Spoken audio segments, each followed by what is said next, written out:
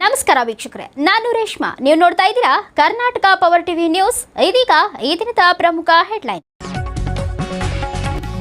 ಮಾಜಿ ಪ್ರಧಾನಿ ಎಚ್.ಡಿ. ದೇವೇಗೌಡರ ಪತ್ನಿ ಚೆನ್ನಮ್ಮ ಅವರಿಗೆ ಜೆಡಿಎಸ್ನಿಂದ ಶ್ರದ್ಧಾಂಜಲಿ. ಎಳೆಂದು ಮಾಜಿ ಪ್ರಧಾನಿ ಎಚ್.ಡಿ. ದೇವೇಗೌಡ ಅವರ ಪತ್ನಿ ಚೆನ್ನಮ್ಮ ಅವರ ನಿಧನಕ್ಕೆ ಸಂತಾಪ ಸೂಚಿಸಿ ಯಳಂದೂರು ಪಟ್ಟಣದ ಜೆಡಿಎಸ್ ಕಚೇರಿಯಲ್ಲಿ ಜೆಡಿಎಸ್ ಕೊಳ್ಳಿಗಾಲ ವಿಧಾನಸಭಾ ಕ್ಷೇತ್ರ ಅಧ್ಯಕ್ಷ ಬಿ ಪುಟ್ಟಸ್ವಾಮಿ ಅಭಿಮಾನಿಗಳ ಬಳಗ ಹಾಗೂ ಜೆಡಿಎಸ್ ತಾಲೂಕು ಘಟಕದ ವತಿಯಿಂದ ಶ್ರದ್ಧಾಂಜಲಿ ಸಭೆ ನಡೆಯಿತು. ಸಭೆಯಲ್ಲಿ ಚೆನ್ನಮ್ಮ ಅವರ ಭಾವಚಿತ್ರಕ್ಕೆ ಪುಷ್ಪ ನಮನ ಸಲ್ಲಿಸಿ 2 ನಿಮಿಷಗಳ ಮೌನಾಚರಣೆ ಮೂಲಕ ಗೌರವ ನಮನ ಸಲ್ಲಿಸಲಾಯಿತು. ಬಳಿಕ ಮಾತನಾಡಿದ ಮುಖಂಡರಾದ ಸಿದ್ದರಾಜ ನಾಯಕ, ಟೌನ್ ಘಟಕದ ಅಧ್ಯಕ್ಷ ಚಂದ್ರು ಹಾಗೂ ಮದ್ದೂರು ನಿಂಗರಾಜಪ್ಪ, ಚೆನ್ನಮ್ಮ ಅವರು ಸರಳತೆ, ಸೌಜನ್ಯ ಮತ್ತು ಕುಟುಂಬ ಮೌಲ್ಯಗಳಿಗೆ ಹೆಸರುವಾಸಿಯಾಗಿದ್ದು ಅವರ ಜೀವನ ಎಲ್ಲರಿಗೂ ಮಾದರಿಯಾಗಿದೆ ಎಂದು ಸ್ಮರಿಸಿದರು. ಅವರ ಅಗಲಿಕೆ ರಾಜ್ಯಕ್ಕೆ ತುಂಬಲಾರದ ನಷ್ಟವಾಗಿದ್ದು ದೇವೇಗೌಡರ ಕುಟುಂಬದ ದುಃಖದಲ್ಲಿ ನಾವು ಭಾಗಿಯಾಗಿದ್ದೇವೆ ಎಂದು ಸಂತಾಪ ವ್ಯಕ್ತಪಡಿಸಿದರು. ಈ ಸಂದರ್ಭದಲ್ಲಿ ಜೆಡಿಎಸ್ ತಾಲೂಕು ಅಧ್ಯಕ್ಷ ಕೆಸ್ತೂರು ಆನಂದ್, ಪ್ರಧಾನ ಕಾರ್ಯದರ್ಶಿ ಅಂಬಳಿ ರವೀಶ್, ಖಜಾಂಚಿ ವೈಕೆ ಮೋಳಿ, ಸೋಮಣ್ಣ, ಗುರುಲಿಂಗಯ್ಯ, ಜವರಶೆಟ್ಟಿ, ಎರಿಯೂರು, ಜಯಣ್ಣ, ವಡಗೇರಿ, ಸುಂದರಣ್ಣ, ಯೋಗೇಂದ್ರ, ಲಿಂಗರಾಜು, ಕುದೇರು ಶಂಕರ್, ಉಪ್ಪಿನಮೋಳಿ ಮಹೇಶ್ ಸೇರಿದಂತೆ ಜೆಡಿಎಸ್ ಮುಖಂಡರು, ಕಾರ್ಯಕರ್ತರು ಹಾಗೂ ಅಭಿಮಾನಿಗಳು ಉಪಸ್ಥಿತರಿದ್ದರು. ವರದಿ ಗೂಳಿಪುರ, ಮಣಿಕಂಠ ನಾಯಕ್.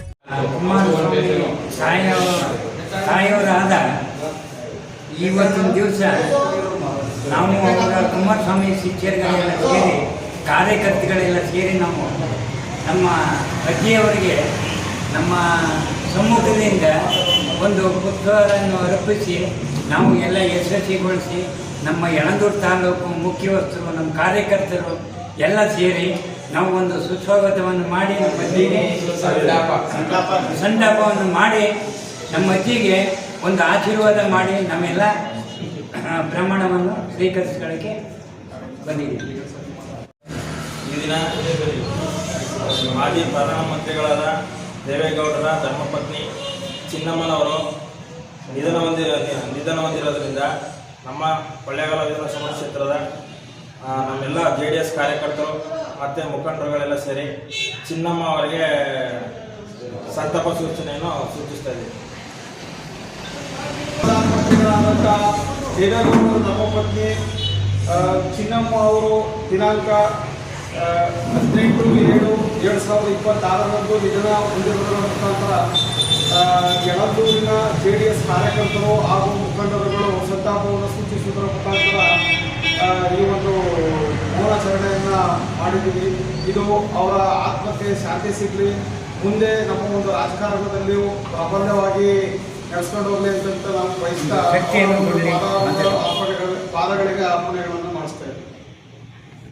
ನೈಜ ಸುದ್ದಿಗಾಗಿ ನಿರಂತರವಾಗಿ ನೋಡ್ತಾ ಇರಿ ಕರ್ನಾಟಕ ಪವರ್ ಟಿವಿ ನ್ಯೂಸ್. ನೀವು ಇನ್ನು ನಮ್ಮ ಚಾನೆಲ್ ಸಬ್ಸ್ಕ್ರೈಬ್ ಮಾಡಿಲ್ಲ ಅಂದ್ರೆ ಕೂಡಲೇ ನಮ್ಮ ಚಾನೆಲ್ ಸಬ್ಸ್ಕ್ರೈಬ್ ಮಾಡಿ, ಲೈಕ್ ಮಾಡಿ, ಕಮೆಂಟ್ ಮಾಡಿ, ಶೇರ್ ಮಾಡಿ ಮತ್ತು ಬೆಲ್ ಐಕಾನ್ ಪ್ರೆಸ್ ಮಾಡಿ.